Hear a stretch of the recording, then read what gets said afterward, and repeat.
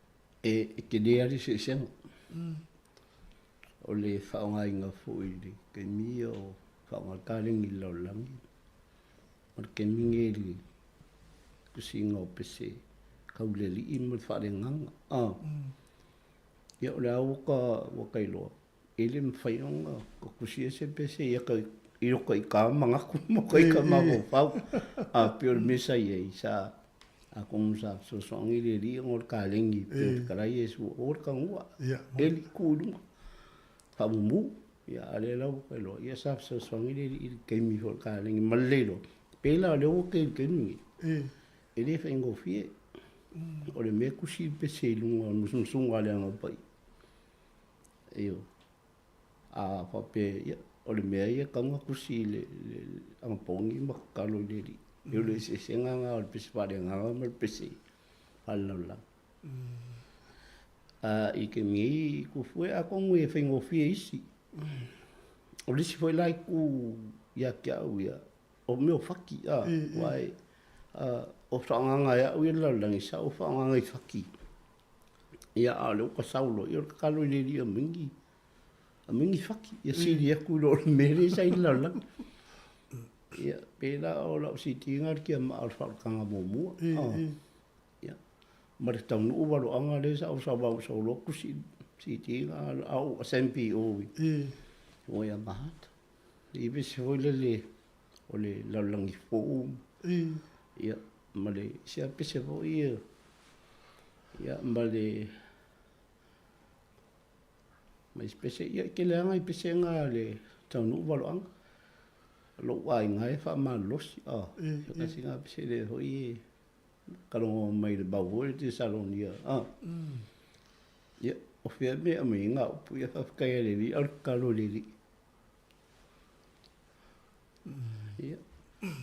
ia ma pesele pe ale se fa tu le tai na ton le la tamana o lau si ti mo mo na le ia le ti ma al fa kang o ke ngi o tu fuele ia le kalongo pe ia ngo leo ba au fuele li e fa Elin whainga besi ale nganga. O lo iele kalo le li inga iwa. Ko whakasia umma o pesei. Koe usu. Koe whai umma i lau whanga. Nanga leo o wai. Ia o kawaunga. Ko kele ko polanga usua. Ia a le i lau whanga. Ia e kaunga lako usua. Ia e pingi wha maua ho. La whinga leli. Ia la e mga koe ala ko kari. Iyo. Sa. O whalongo fo si fonga si au whana. Ora matua le lei fo ia. Ia leli. Il musik. E ne au pese mai a yaso lai o mai nei o mana tusi. Ai le i usua lava i whalongo i seisi. Ia. Au le alma fo anga ua na le mawhai eo na pu e ma whalongo i tangata. E pese ngā ukusia. I sa moe o mai kemingi i kiri whaonganga. E o mai lar kemingi le ai ia kaluai o ngā pia o le whawsiri tu fue o ngā le ua whaonga ia ka kilo. E le whaingo ka wapi o le meanga ngā laia ngā o ngā kuainko e sifofuanga e usu mai au mai o whanga opese i au ngā o bala au inga fo. I le whingalo le kua ia o whaonga fo ia. Whanga ia le lau e mga kue. Pule lo whale kue o li au le a kamwhai ku umai pese umangi. Koe usu umai lau whanga. Ia mai sira pese fau ia. Koe ui. O le tā whatatalo e whaau pia e le uma. Au la fusiri tu sa. E la mai tau iai, mani mai tau o to tele i whātunga tupulanga fau la lo o Samoa, whawhatai le i fo i la tau, nau mani songa. Ala fusiri la, le aso ulo, ua uma mene o whati. Ua mafu ai o na whaongai lesi, whati lesi, whaongai lesi, whati palangi, ua uma ene me o whati. Whikai ku fue, ia pia ngō kanongo aku, ese uma whakpesi. Ai ila o foi mai kau ku lungo le lungo le ki o i kaimingi i foringa mai o makiva me kau faki ai ele uma ku sa la ye ko ko faki I lau lava ka lingi. Wanga ngā kai li loka. E li loka se lao. Ia o ngā apalore mai whakipālangi. O ka ngaka ia o lai, le leila ngaka. Ai, ai mawhainga ngā whaia whaki kongo ki kala, piango, so se mea.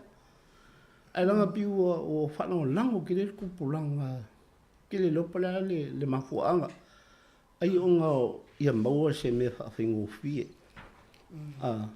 Whailoa usu, ia porki kilo ho I mea kau kupe. Ia e makua o lo whaonganga o lesi whaki. Whaki mai liska, kusa laua e kopi.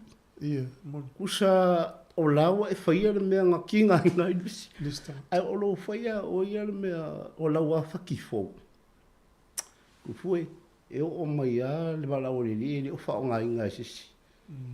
E mawhainga e whainga e suua kanga kawa o laua me koking.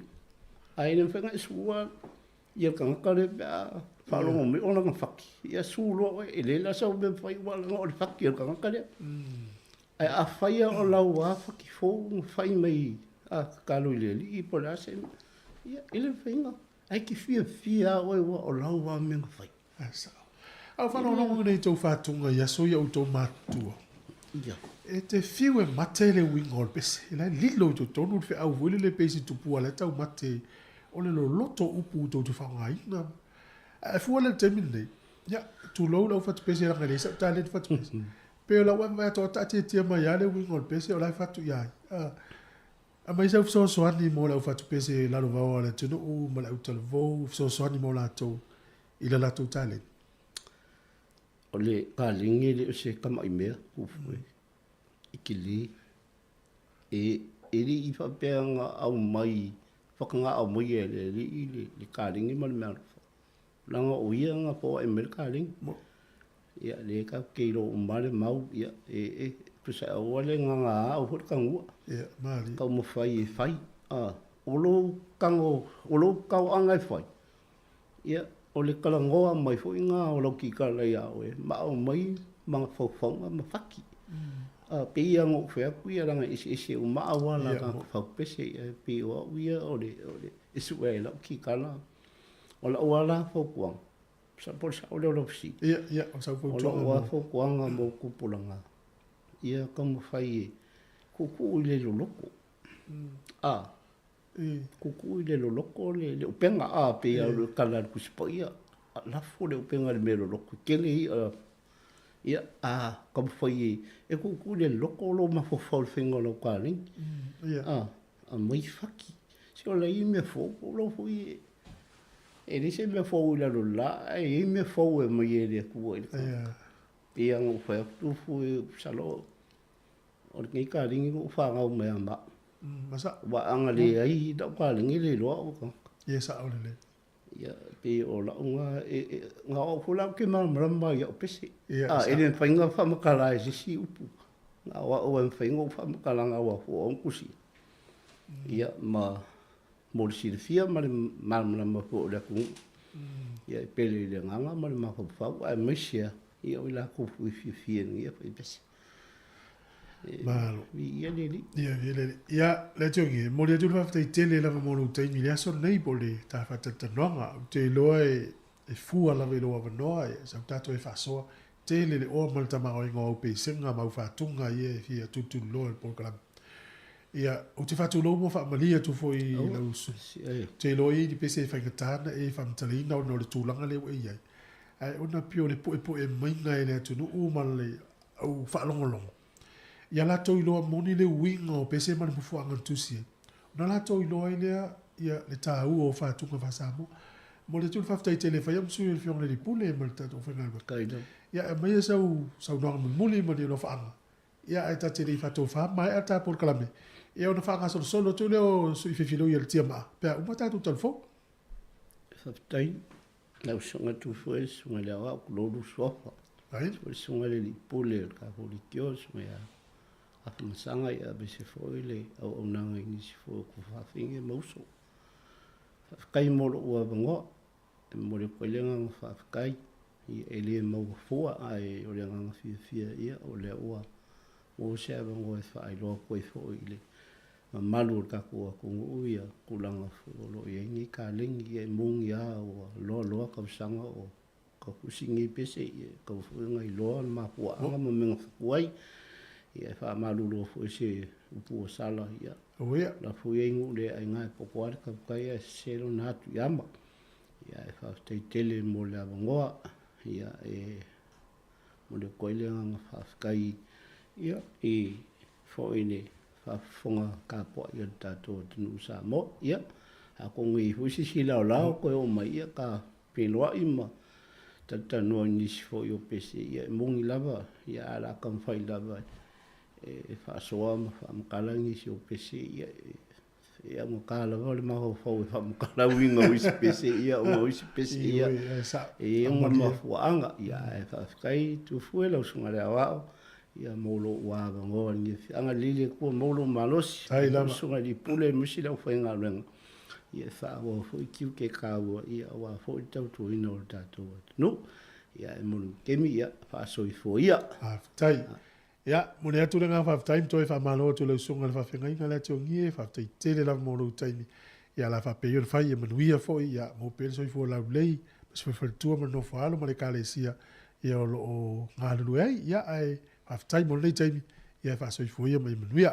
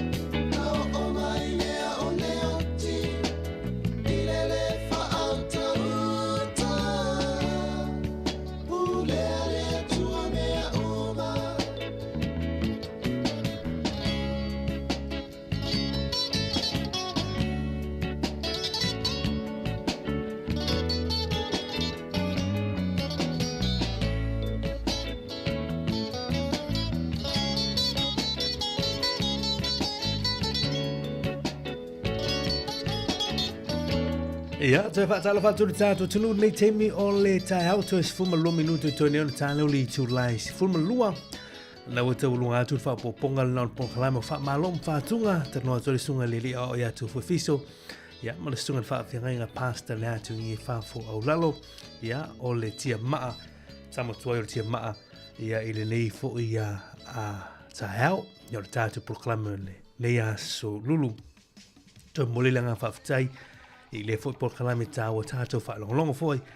Ia i whātunga, ia ale tia maa, ia mawinga o whātunga, pe ona e le fa so ma sunga le fa ferenga ia la tungi ia ile tau sanga na mai atu nei ia mawhai whai no te awina atu nei tai lungo le tātou porklame te wha whonga mai le tātou atunu. Ngel malatu ia lo tāpena mai tātou talafoli tu lai sfuma lua ia ona tātou wha sora tu lei wha whiwhianga musika sifroi o le a woli tali tu lai lua tātou lu lima tātou wha tau whaere tātou porklame nei aso.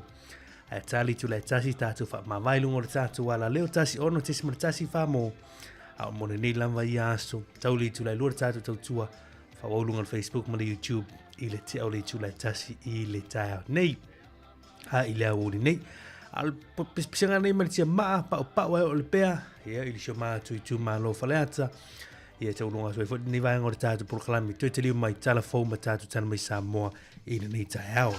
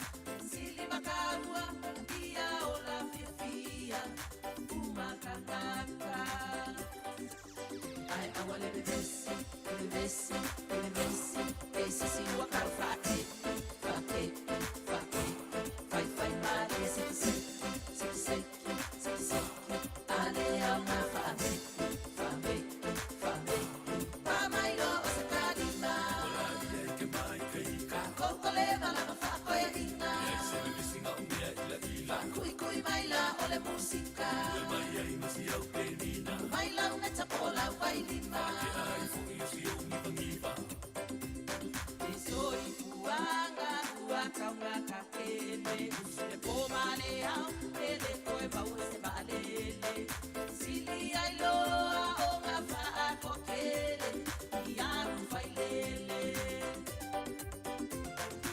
iwe koko ele koe mangeti e mafala belave se fai pamba misi sa o ai le lo makua koe ole ia le pala ni male o la le ali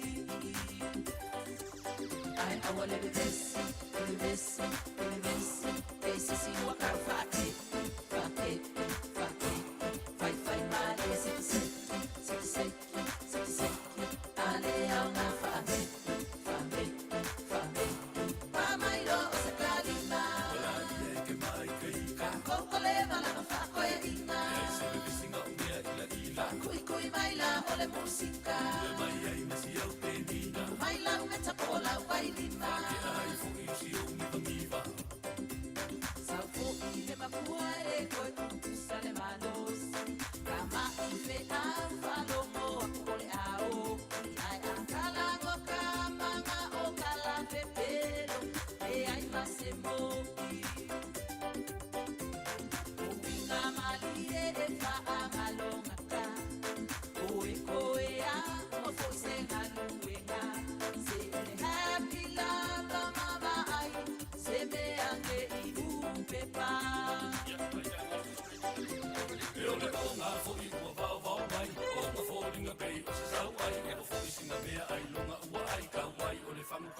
Vale mai ko ia ma fika sole le manais wala ia e think twice lo ko fa kali mai vale salu di mesa sai ai esse si wa ka fake fai male se ale au na fame mama iro sa kadima wala ia ke mai ka kokole vala fa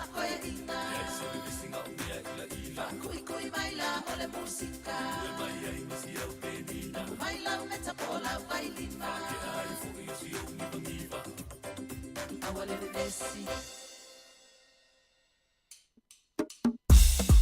hey Maria si vole un po sale e fai vai au fica Ia, whaotau au patipea tātou whawhianga nei teimu o le taihao. Leo te toru minuto tōne o na tā leo li tu lai sumalua, tā li tu lai sumalua tātou talafou, ma te tātou tala mai sā moa. Whawhianga nei mani sunga ia whaipa ua ia kopo, a wolofa atua i lau whinga luenga le ngā luen nei teimu o le taihao. Ia, mai o lurpo, o lurpo. Hey! Maria si vole un po'. Sole, e fai vai au fica ma con poco ali sole. Bueno, che ho por calma. Se o sa no fai ya, se o no capanga se ai. Ole un po', ole un po'. Ole un po', ole un po'. Ole fai na ia, ole fai no se fia. Ole un po', ole un po'.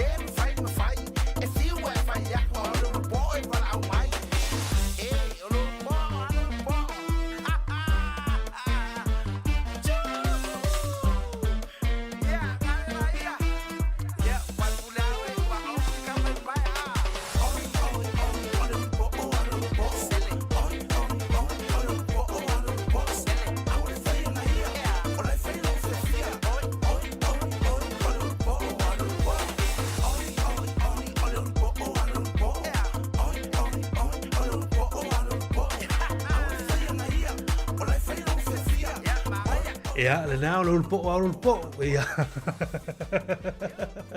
Atalo fatu le temi o le auli te mai tai le ia melia fa moana. Ia le mafuta me le temi o tatu tu le tatu no ni tulai suma lo si mai fa fonga. Tatu telefona tatu tel mai sa mo maia. Ia o fa fianga ma musika sui floi o le auli.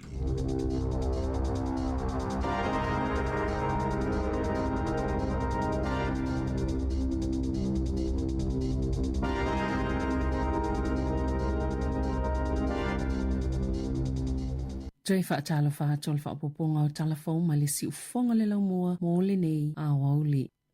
O le tausanga lua fesfulu ono, nai loa ia le isao na tutongi na atu e pulenga whaafalema i whaaito malo. Tutongi o au whaingaluenga o aso malo lo, talu mai le tausanga lua fesfulu. Ua whaapopo ina pea le le fifia o tangata whaingaluenga le soifua malo loina, o lo o whaatali pea mo la tau tutongi, lea e lua biliona ta lalo na o whainga. Talu ai ono le te leo le matangaluenga, ma le to tele lau whaingaluenga, wa telingi seifo ile toi tutongi ngoia tupepe o na lipo tiai. E lata i le lua se lau lua sfulu afe tangata whai ngā luenga o lo o au fiele se lau tolu sfulu afe sa ngā lulue ai ma le to aiva se fulu afe o lo o ngā lulue i le taiminei o lo o a afia i lea whaafi tauli o au kilani lea ua maua la tau tupe ai o le to atele lava o lo o whaatalitali pea o folfolanga pitola tamai e whaapea o tangata whai ngā luenga o lo i le taiminei le atatongi nāto la tau tupe e le silia i ulai a oe wa le toe ngā lulue o le atatongi nāto la tau tupe le silia al fai unga le lua felua lima e tu sa male tasi tesi male valu biliona ta la wa faanganga e se faatino ai lea fuanga. O le asuia lau fisa o la fonga la tau pasene tului e tutongi lau fai la fonga pe tutongi atu ile ofisa pe a ova pe le a toa fo i la fonga i tatau ana tutongi peitai o le apa u aile alu ilunga e amatatu i la so se fuluono Januari. O le atu watu i tangata ua ova tutongi a la tau la fonga se pasene tului e fatesi male tolu pasene wa pa umai le fatesi male ono fitu pasene o lo o iai. O tangata sa le a toa la tau la fonga i tutongi o le apa ui fo ili se fulu tesi ma le valu pasene tului ma ili se fulu tesi ma le iwa tasi pasene sa iai. O pasene tului la tau te tutongina pe awha i e te alea so i te tau o na tutongi ai la tau la fonga e le i tutongina.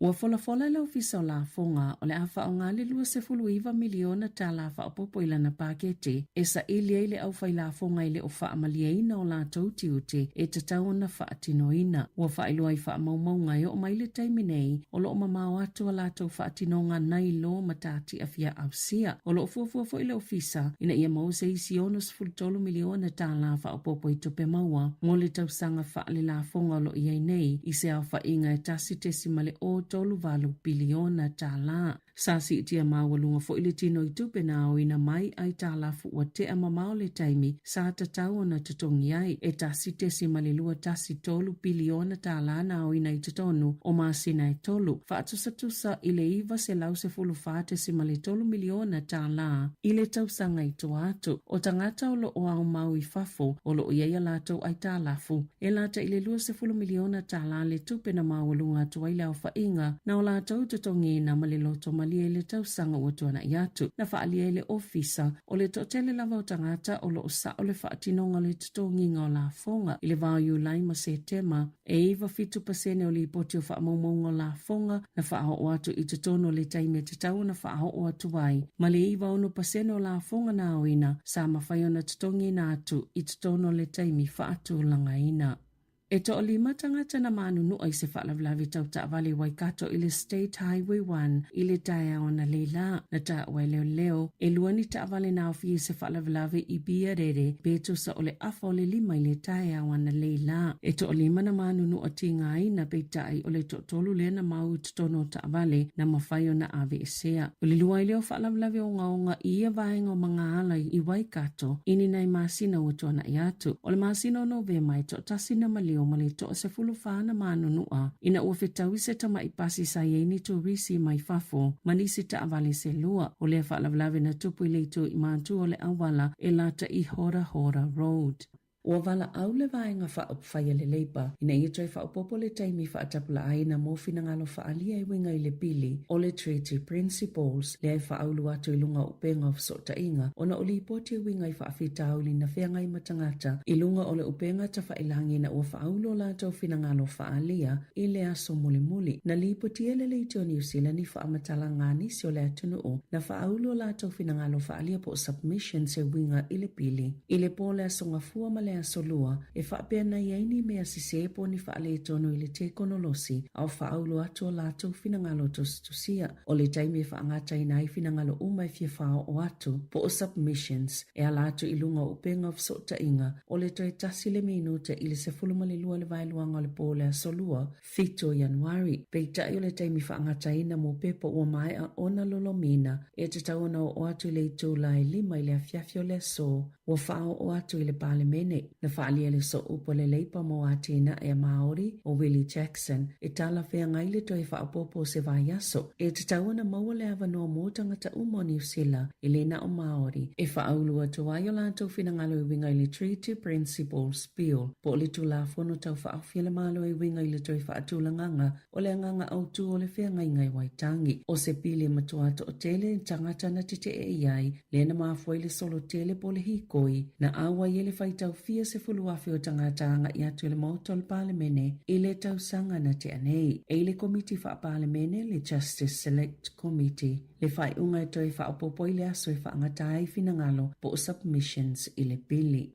O whaaliele au whaito whao le puipuinga o sa wanga I totono a inga e matoa whaapopole ina lava le tūlanga I le to o lua o tamaitia ua umaola I le nei tausanga mai mo umia nisi ngā luenga I tatau na whaatino e tau fia le toitula I mai o ia whaafitauli o lea whaato ai le masina mua le tausanga ai ua to o lua tamaiti ua maali liu matauli le ai to o lua ua molia matau fia e tali molianga o le whaaho o le oti maliloto iai ini mata upuna tutupu I hamili tone ma au kilani. O le taimi nei, o lo iei fo isa tamaititi Northland, o lo tonga fitia o nauni manu anga o ngaonga ilo na ulu, ma o lo whaanga solo fo I ia iso esu enga a leo. Na whaaliele po le sila le Child Matters o Jane Searle, o se amatanga whaale tonu telele nei o le tausanga, ma e aona tato manatua, so se taimi lava e umaile ola o se tamaititi, I se amionga whaapea, ua ta umaiai ele o le leipo lo kalame ma awala po systems, pe ona sauno o Searle, ma o se whaafita auli foi e tele atu na ilo le tūlanga o loo mawhawhawina o Januari lua lua na umai ola o se pepe ma se tamaititi whaata se ma se isi pepe na manu ati ngā ina e te tau fu ina whaatupe ina lele au nanga mo anga wheso ta ai o loo pito ilu ma le whaingola ngā luenga ai mai se o le tūlanga mo umia ina o la lato au nanga pe ona whaalele po le silo le Child Matters na ta ua le au nanga le Shine le whaapito mo sa wanga I ainga na matuasi tia mawalunga le tūlanga mo umia na matuasi tia mawalunga le tūlanga mo umia ina o la lato ngā luenga mai tangata sa mo umia ina se fesosoani ile nei tau mawhanawhana mai silia mana se fulu afe wala au na o lato tau le maina ile tau sanga taluai mo se fesosoani o wala au Karen Chawa le minista mo tamaiti ma le puipuinga mai sa wanga wha o lima ma sa wanga mātanga ina ia wha au ngā au nanga o lo mawhai o na maua pe a mo umia ina se fesosoani ma ia li poti ni sa wanga e moli mawina e so o se tasi o lo o tutupu I tutono a inga maafutanga whaapele vama wo ma so o se mea o le soifu wanga o lo o tele au nanga mwhaina mawaile fsosani pe o le Women's Refuge It's Not Okay le Shine Victim Support Help whaapele National Network of Family Violence Services New Zealand. Na tutulu le tina ia Macon Hunt ina ua whaate ia o iela na pile I wa hawhetala e tutongi I le ofisa o la fonga o nei whaapea o tupe na ova na tutongi atu ia te ia I lalo o le polo kalame o le Working for Families po o tupe mo ainga yeita maiti lalo le taisfulu valu tausanga le mātutua. Na maafuona le iloa le whaale tonu o na sama lama se pepa whaatumu e resita laila na tamaititi mua lona winga sa le iloa le ofisa e iaila na paanga ma sa se le faatumunga o pepa o ia o se tina le se to alua o tusi umana ia mawaina mai le Working for Families sa le ia se faailo o lo ini faamatalaga o lo misi a te ia i o lava i le resitalaga o lana tamaititi lona lua na ta ua le tina na tangi na ua faailo atu le o ngā totono Novema e iai lana ai tala fuiva feta la ai e faangata i le asolu o te se ma le totonginga o le ai tala fu le tausanga mua o mai ane ona faatulanga le tongitonginga o lana ai tala fu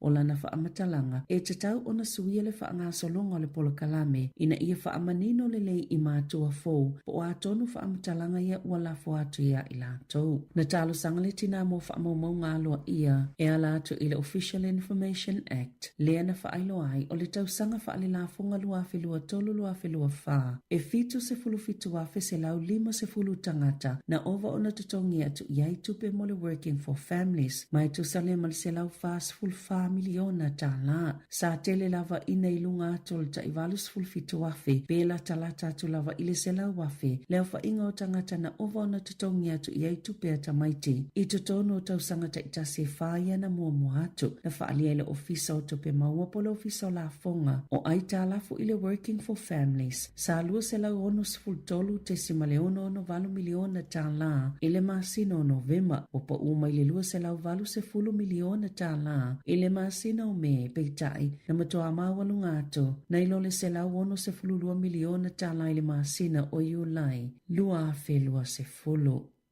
O lo suaina le WorkSafe le whaalawelawe na pa uai John Jiang tolu fitu tau sanga le matua mai Jiang suisaina na o mai le company au kilani o le ST Aluminium i lalo le polo kalame o visa whainga aluenga i le lua afe lua e o mai ana nafi o lo o whaalangolango Jiang i masine le whale mai e maana vai talo mai le whaalawelawe sa mawhaiona malanga mailo na to olua malala tama e valu tau sanga le matua i lalo o le pa na visa o le aso lua sifulu valo te sema na mawailo na to'olua Gia fan le telefoni na taumai iai e se tasi o le au whainga luenga le pa uolo na to'olua mai lunga o se lifi a o whaatino le ngā luenga o le tūlai 5 le fiafiana na fina whaiele whai unga fōma il whale mai au kilani e ta pe masini o lo whaamana vai Jiang pe o na whaamatala ina e lo na to'olua ua whesilingi e fan pe na muli le kamupani ta iala mo le puipuinga o le saunga le mu ma le soifua malolo ina o tangata whainga luenga o whaamatalanga na whailo ele le John Usila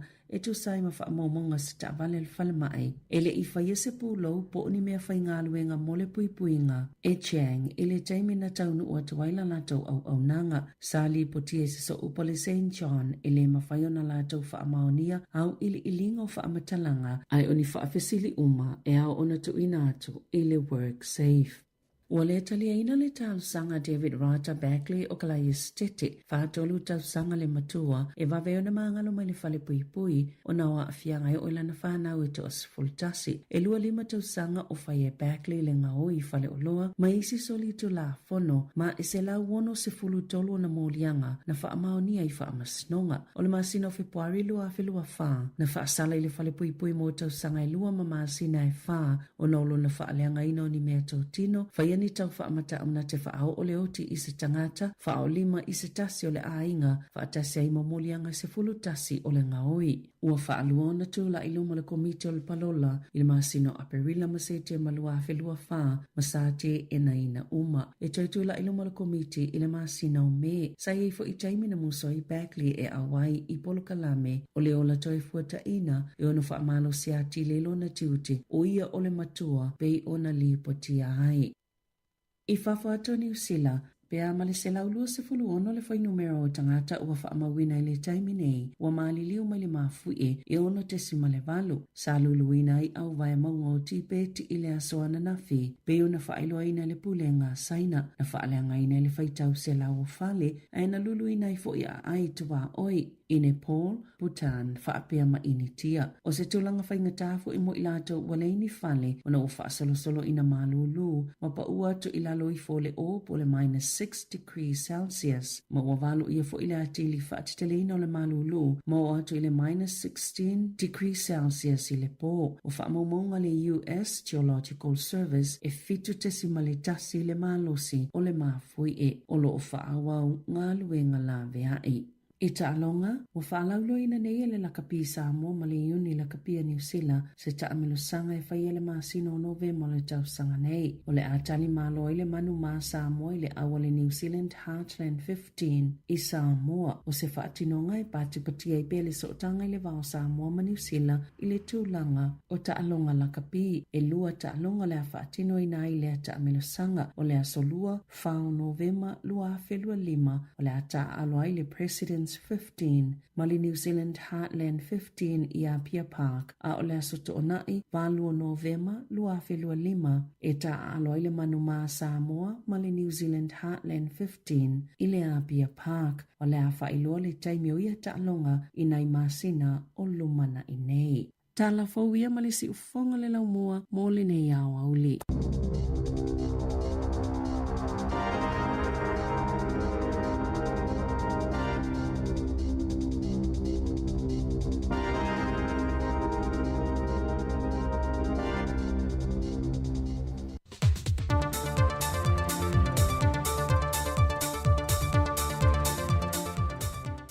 Toi whātalo tātou o tunu o leisi whaopoponga o tala whau mai Samoa usi mai ele whaafonga. E talitonu le whionga le titai o le atunu, le whionga whia me Dr. Naomi Mata Awha, o le vaase e tolu al sui o le whono sui tō whia, le whionga tui atua, le sunga mali toa whapea le whionga la ulu, o tō whinga e whaapongai umamai le tua. Sau no fwoi whia me, o tō whinga umai o loo whaia nei, e mafua ona o le tua. Ma o lona fwoi talitanunga o lo tātou whaasinomanga, e ala i tiute mawhaiva o tō whia i ai tātou. E na nea ona o le tō pule mai le tātou matai sili, ma le visoaswani alonanga ngapa ia. Sau no fwoi le te itai o le atanoo, o whiaunga le whengai o le atanoo ma le vaso anga poni matalo sanga, ma le tui nā tua whaamnuyanga e te tālalo i ai, tiu te mawhaiva o i lātou o tō whia. O se hawa nōle lei fwoi i le teitai o le atunuu, e lana saunoanga le whaatautonga o i lātou nei, e momoli atua i le whaaftei tele mwhaamanuianga, i le sa i e tau aveina le ato whinga tala mali tau sanga i lua fese fulmaleono, le whionga le maa mea ropa timo lia. Ua wha vai le whaia onga le manu Samoa se fulmale lima, le sunga Mase Mahoneri Shroka, ma o le wha vai ngai hafua mai i tua inga wha soltu la fono, lea o lo tua i ai pe mō lia i e leo leo, i le whaia o inga māta ngā. Mai wā wanoa e fōi le tūlanga wha whaia onga le manu Samoa se fulmale lima, mo i lātou e fia tusi tālo sanga i ai. Ua se lia male se lau lita le au whae o le swa u ua mawhai o na pamu e se mai, le waa su e ni usila, le HMNS said Manawanui, o lo ta oto i le ta elo le sami, e ngata iane o ta fitoala, mai o lo wha a wau ili ngā ruenga o le amese ina ato o tōre swa o te toi, i te tonu o le waa.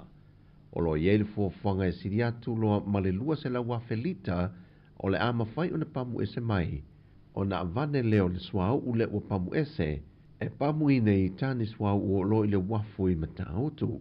Pe o na sila fio le aso lima o ki topo le tusanga u mawai, na mū ma mangoto i le wa asu e su e le malo New Zealand, a na whaasau i na umale au waa, i na uatalia ni i eile vahenga la vea i al fui mū, malamatanga rengo leo leo, a toi manisi o le awhiu anga na whesoa swani. I se talala te mai i le tale vivini po le whooping cough, o lo wha mawina le to telepe o i lato wa pe sia i le wha mai. O le masino se tema le tausanga umawai, na wha alau i loa ilpe pesi o le wha mai le atunu. Talu mai se tema, e se lau iwa se fulma le tasi na masalumia, a e toa se fulma le fitu na wha maonia, ma le se lau fitu se fulma le wha, sa masalumia. O polu o lo to tele ina pe pesi e le wha mai, tusa lea maliva se fulma le iwa pasene, wha tusa ele na o le to tasi na wha maonia o maua e le wha mai sa vai, mai o le se lau ma le lima o lea foi numera, e le lifa le i whanau la haiti, i lalo le ta i lima tausanga le mātutua, o le isi fast food pasene, o whanau la haiti la luifo o le tasi le tausanga, a o le fast food ma le fitu pasene o le pei o le whaamawina reporti, o le tupau ta mai tai, au le 5.3% o le itu pao o lii. O ripotia le mawalunga o le whitau a whai o le whanau o mahea o na whai o la tutui pui pui. Ua talia le loa ia sili a ia inga le matanga luenga o leo leo e ta a fia e pe pamalanga po le malanga e se atu ma Samoa le fionga te te whono le vaenga whao po whai al whaatua tua le tua Samoa o tasi o le fionga fo le minista o whaatu anga ma whainga whaiva. Ma o whamao nia mai fo le fionga le kumasino matanga luenga o leo leo a wa paulongo e Tino Filippo wa mai au na whailoa atua ia inga o tu ina mai le loa ia sili i le loa ia le fionga te te whono le vaenga whao po whai ma o se tasi leo ia inga o whaamawina i le tatalai i tuola na fionga.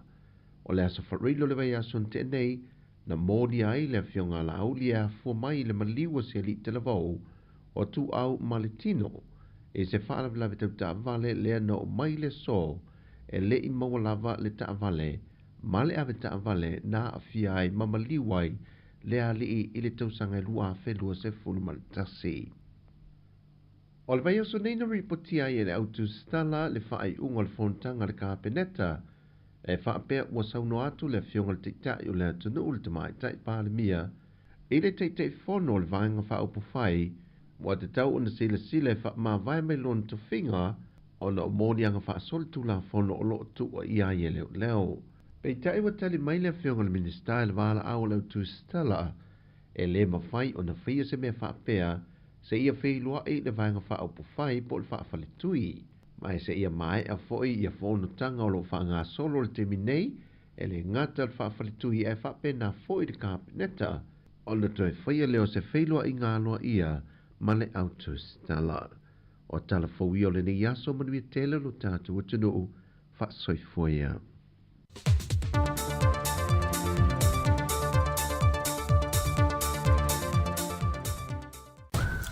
Talofa, si ufofonga o le lau mua. Ia, nau whafonga sa moe le whaopoponga muli o tātou talafo i le so. Toi au ina atu i le itu la e tasi ilungo le tātou la leo, tasi ono te ilungo le tātou Facebook ma le YouTube. Wai leo tau whaatope le ano le aso. Tā le tu la e tasi wha mai al tātou tautua ilungo le tasi ono te sima tasi wha mo. Ia wha awawa toi pe ilungo tātou pingo fisota inga. Toi wha malo ate i lātou umalawa o lo o mafuta mai le tātou tautua i le nei awa uli. Luas walo minu te aile se fulu lua. Tautua si ufonga lau mua ia i le whaangaloina nei tātou wompa anga. Ia o lo mafuta mai lungo le tātou frequency. Po le whaonga me le tātou li tio e whaalongolongo mai ai. Ia wha malolo atu e leo mawhaiona i loa atu o tau ia i leo mawhaiona to laulau atu tau suafa ia ona leae i leo mawhaiona mātou i loa atu ia e pēna o le vaenga le mafuta mai lungo le Facebook ma le YouTube ia le mawhaiona to laulau atu suafa inisi o taimi ia mawha mahalo atu ia i le ngatai le lātou lungo le tātou api po le Samoa Capital Radio app wha mahalo atu ia le ngā lulue malo fwili taptapua ai mai ia i tutonu maota malawa. Whawhiwhianga mai a Sean Ishimoto tolu sfulu tausanga le matua le li lea ia e pō le wa ai le na titoi la ngina mai e leni no foi Hawaii. Tā male o aso malulu whapea o le foto o fo i mai whafo o kaseti mungo i nei porua toi savili ia o le matua i what o le whaalilo e leni whaasua e leni. Tā mana wā whaasua e leni tongi ma lea leisa i le tau whaise me anoi ai ai. E leni lo whaatele atu mo o tau. Ulo utsenga telfu si paka o matawa o malopoto tau na whaine o po zeta tenei a pea tawa ai tau foko eleni pahai valele sile manongi eleni pakare sile manongi vai sali oi sfainga vai ai si Vai ai ai. Tau alo si vai malofa. Kole mana tu e o matou volonga. Si tai tau ila langi. Wala ila ele awang elo ao ia. Elengi. Afalai palele si manongi nongi. Elengi. Pakare si manongi. Vai tali oi si vai na vai ai.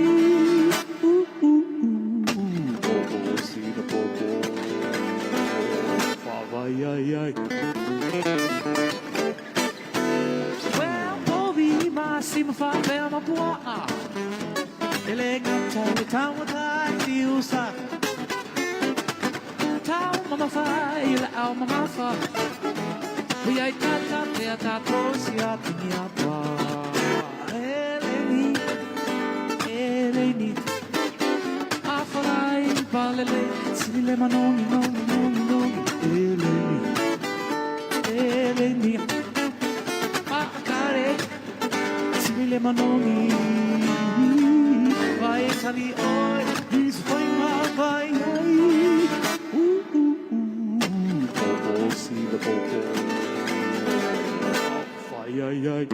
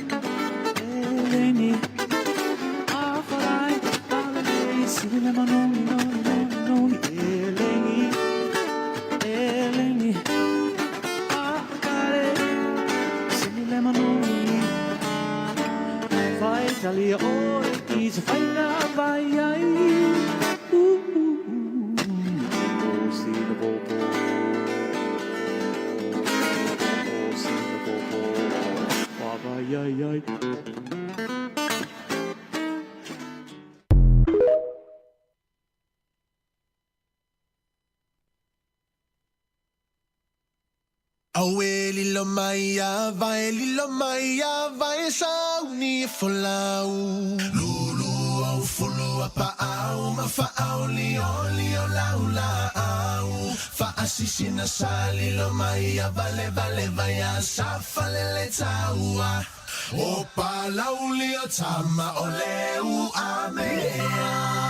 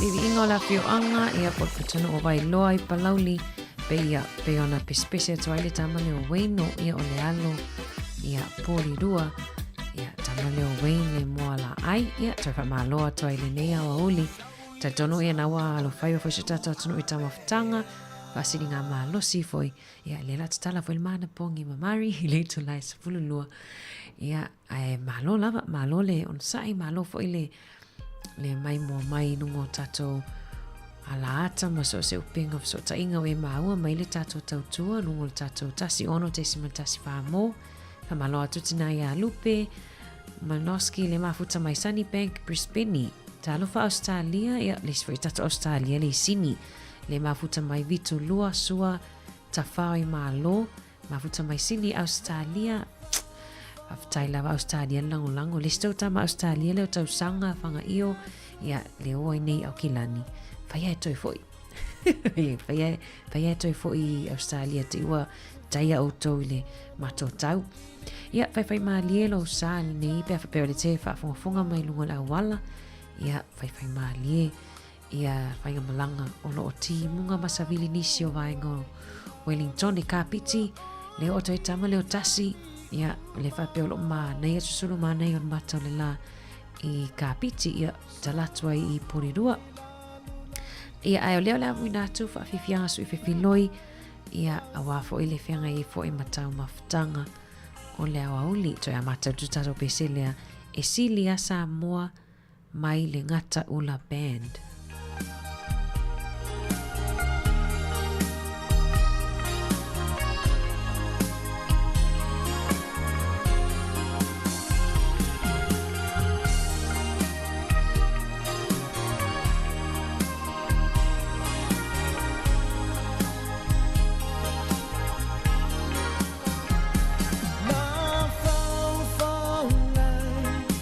Tupu pia ia su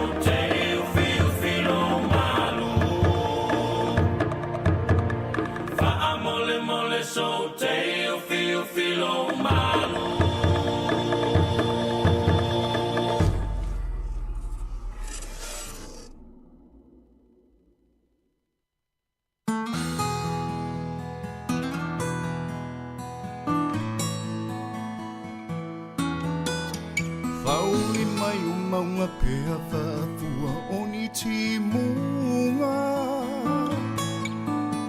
O loto le tutu sa wala e ona le maua se iunga. O ai ele poe wana upue se ina dia oe. Mana oi ai le loto ai vai lo utino e. Sau i tau, i tae vai nei o. Pe tate no nofo, i le malia o si o loto. Aua nei e toe ma, salo funga. E te tali tonu pe ata so sola i maunga. Le vabe le ta whawata. I tai umo e longata. Be a wha solo wa be o se ata o polinga i longe anganga. Le ai se mea o te mawhaia na o le iunga o longa whai o le nei tala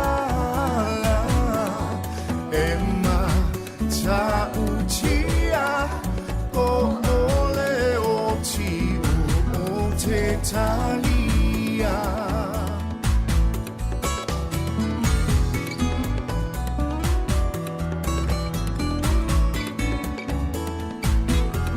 Sao tamilo ilo ia o aonga malau loto tu mule lofa iava aia we fa ai loa lofa amuli mai samo lau pelewa e pole vale wa e tui le utale vale wa e leo na sai mai fa pale o solto vita mai le langi aue via e fai ue musu ia te au a o fea fo ia o tala mana ia o ufa ama fana o le nei ua o sia a o le nei ua le betia talo failo au sama famau ia la upele ia la upele ia la upele ia evana tua ole aua la evala ua a esa vali awane ie toe te pai tua ia la upele ia la upele ia emana tua ole aua la evana lua a esa vali awane ie toe te pai tua.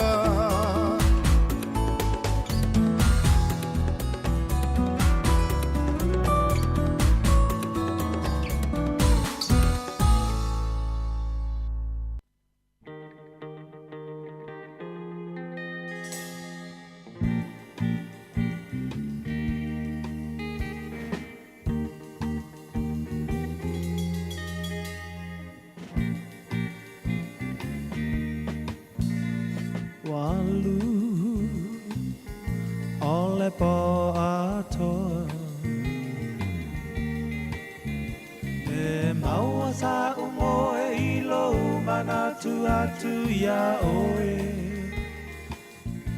ua e tu ua u ai ua sili atu se ta silo manatu Apaiolea, ua lavalea,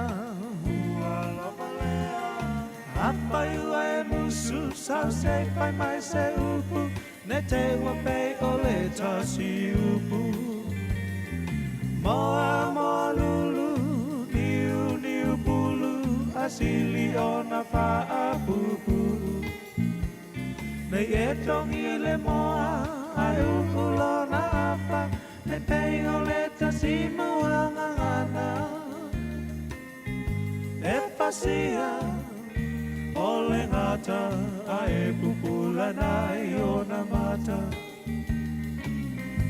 E pasia, o le ngata, ai pupula nai o na mata.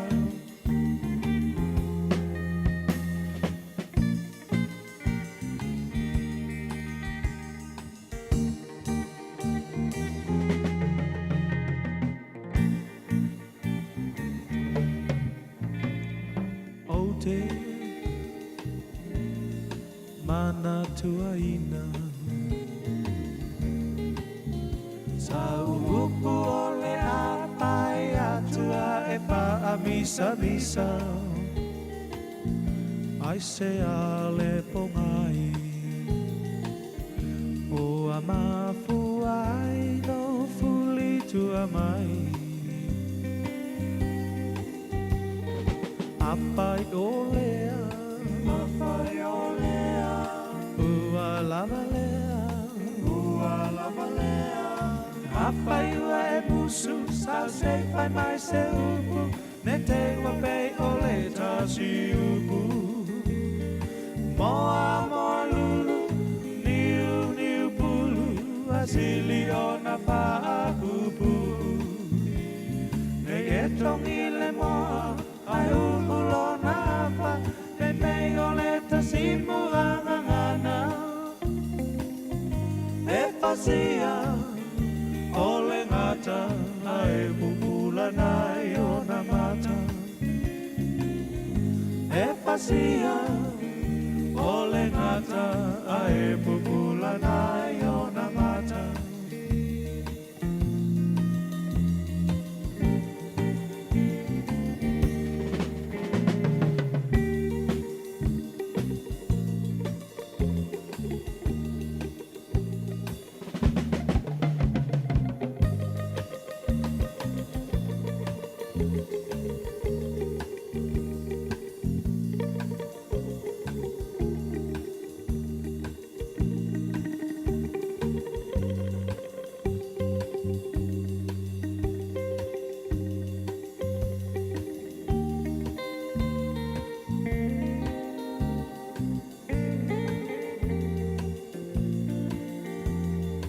Apaiua e musu, sa se pai mai se upu, ne te wapei o le tasi upu.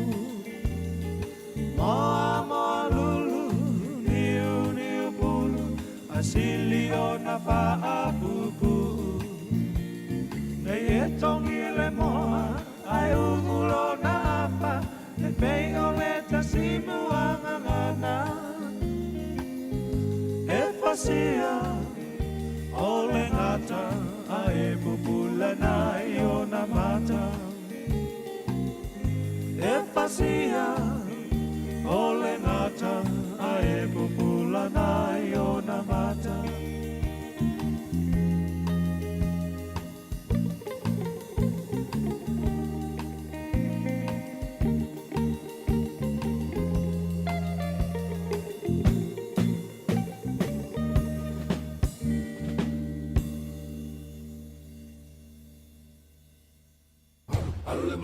Le manu samo, alu male ato iai.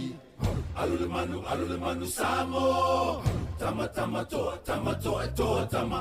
Alu le manu samo, alu male ato iai. Alu le manu samo, tama to e to tama. Oe fali, ile lalo langi, le loto tele, polo watu nuku, e mafuai. Le malosi male mimita, e toya titi, ai tanu, le fasiinga o le liona e lai titi ai maini fa maulunga ai le Pasifika e ese pasese ile ingo Samoa e ese pasese le sui maulunga Samoa alu le manu Samoa alu male ato iai alu le manu Samoa tama tama to e to tama alu le manu Samoa alu male ato iai alu le manu Samoa tama to e to tama o vai iai le lalo langi lo loto tele o lo atu nu'u e mafuai le malosi male mimita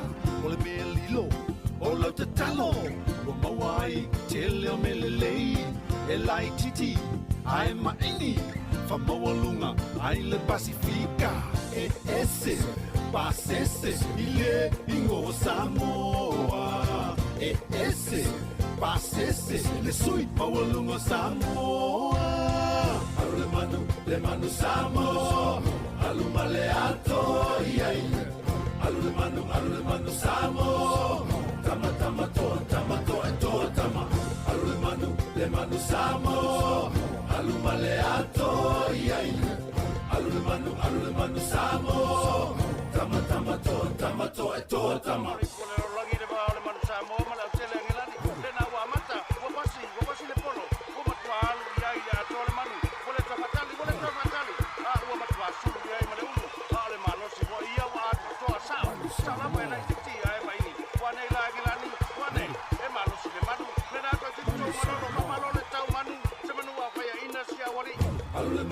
le manu Samoa alu male ato iai alu le manu Samoa tama to e to tama alu le manu Samoa alu male ato iai alu le manu Samoa tama to e to tama alu le manu Samoa alu male ato iai alu le manu Samoa tama to e to tama alu le manu Samoa alu male ato iai alu le manu Samoa tama to e to tama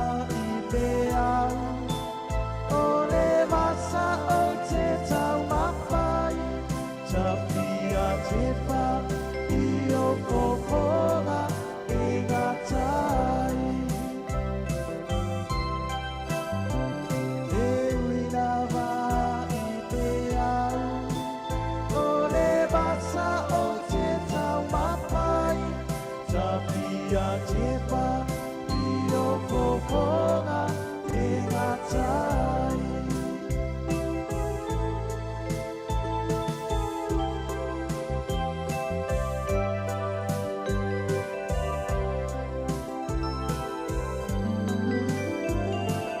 Whawhau ngai o le no tai a te oe sungai le wo Tapi a te patasi atu I o whoringa o le manu mano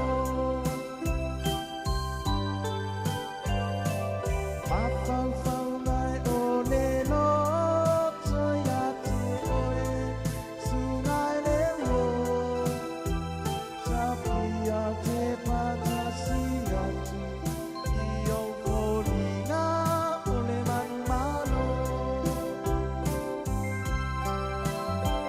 E ui lava I te au O le masa o te tau mapai Tapia te pa I o whoponga e ngatai E ui lava I te au O le masa o te tau mapai Tapia te pa I o whoponga e ngatai Tapia te pa I o whoponga e ngatai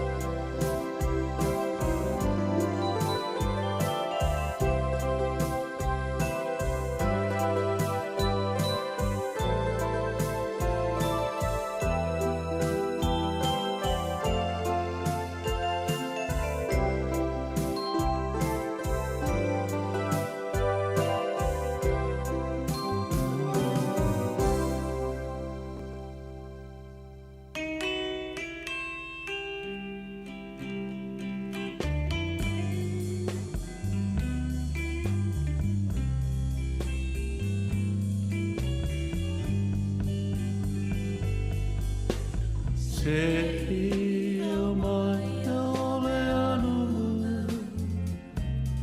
so biti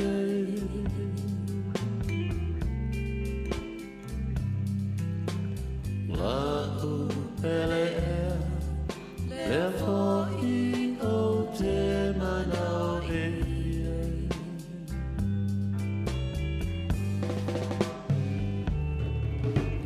Se io mai ole anu so biti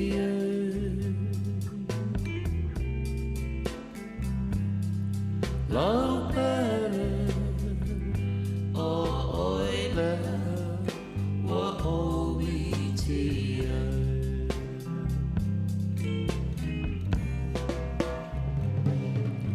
Te hiuma o te moe tua tasi a ele mawhai na au ia aua e lau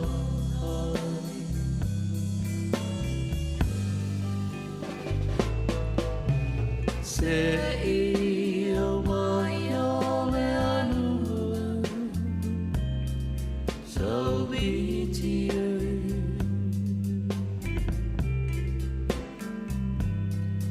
Lau pele o oile o o biti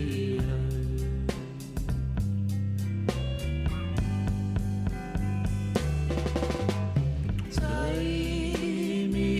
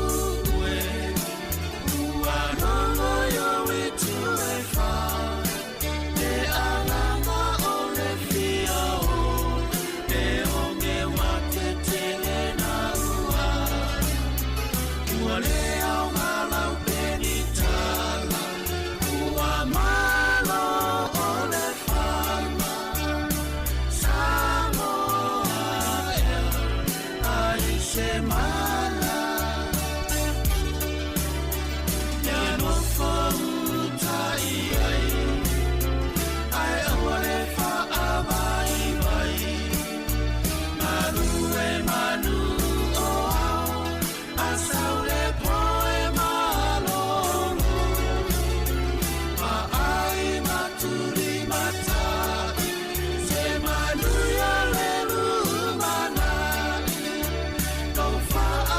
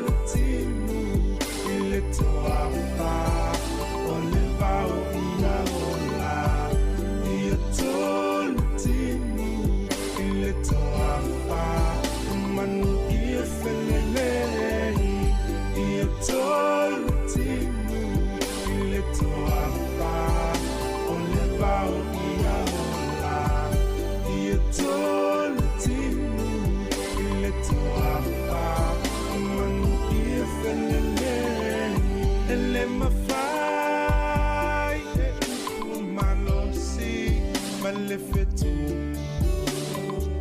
Pana o e iai le mana ma le upu mai o utai tai I se wasili ona whangatawa Ia e whaatupu ma le alofa mai le loto maa So o se to alua Ua male pele mafutanga Ia e whaalelei Ia e whai e pei o tawita mai o natana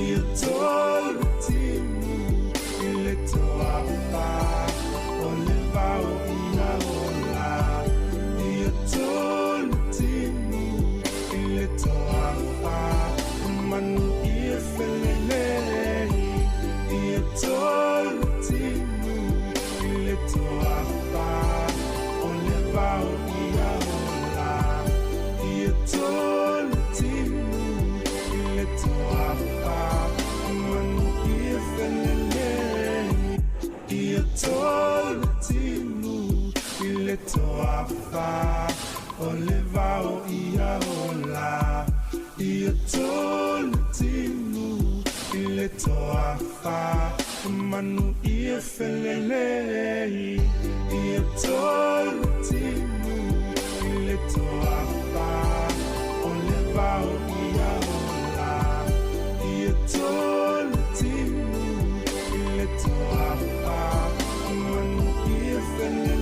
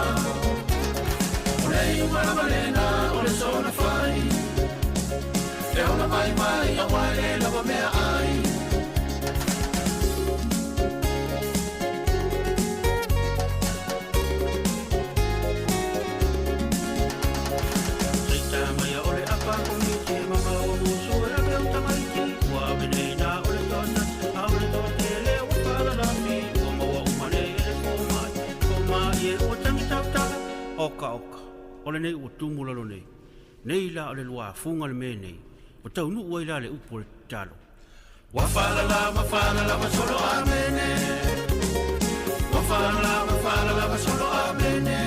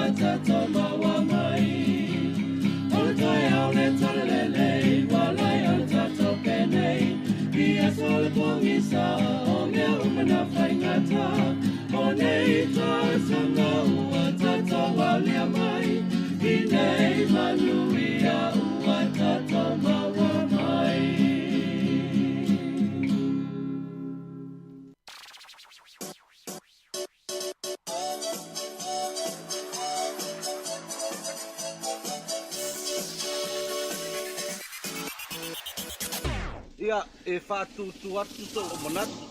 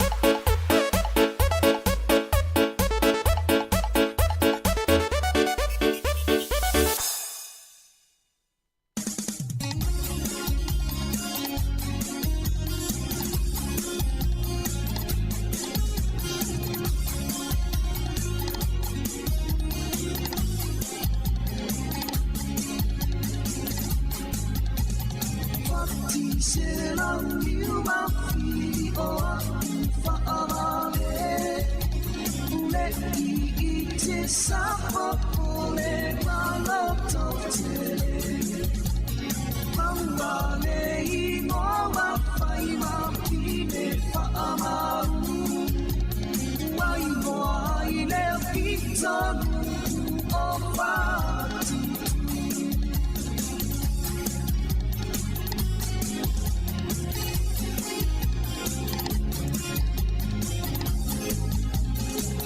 solo pea le malanga a o whai pea le tama Waila na wha atonga a tamu ia wha atalianga Aua le wha a whao ina le ile ino mai o na wholina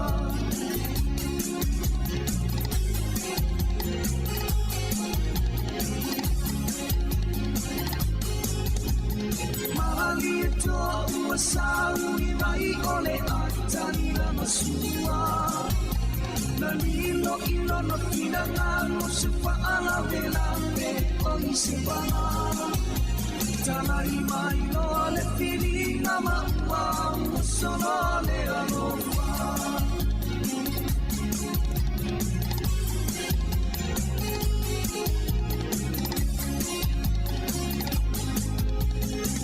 Solo solo pea le malanga ua savalia lea ea Le mea lena e inoa o matenga na matea i o le ia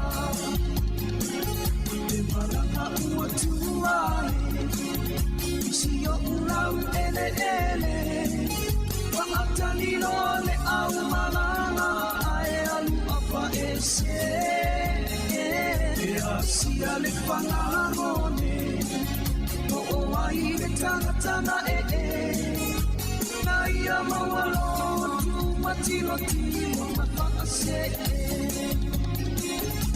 Tu matilo tilo masakari Whaavela ina le langmei Uro uro le sumarai Matoe po I whakase I le sami Whaafua se io na maaya ole Ua mutalali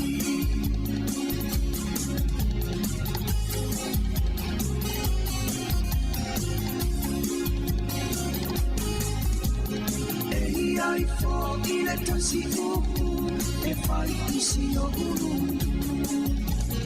E ai oni mea o tatoe O oni toe o samole Mawatu ole ia Ua toe aina o huna A ua huma a ano Tanu le whaatamana